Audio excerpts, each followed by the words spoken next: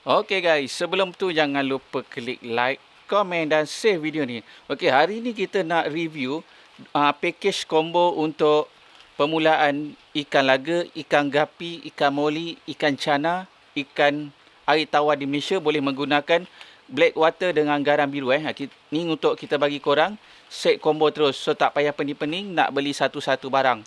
Okey, ini kita ada black water dengan garam biru sesuai untuk semua ikan air tawar di Malaysia. Okey, kegunaan dia ni untuk menstabilkan pH air, bagi ikan korang naik dia warna.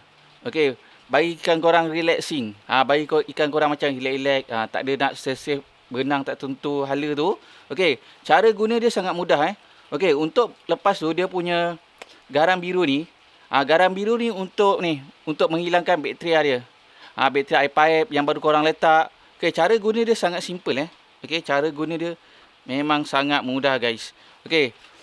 First korang masukkan aquarium, contoh dalam bekas ni.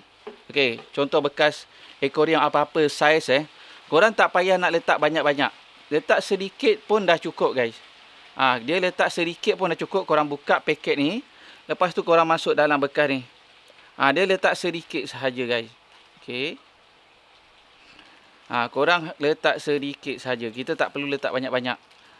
Okey, contoh kan. Macam ni. Korang ambil dalam secubit. Macam tu. Okey, nampak tak? Okey. Korang letak macam ni lepas tu korang dah boleh letak black water terus.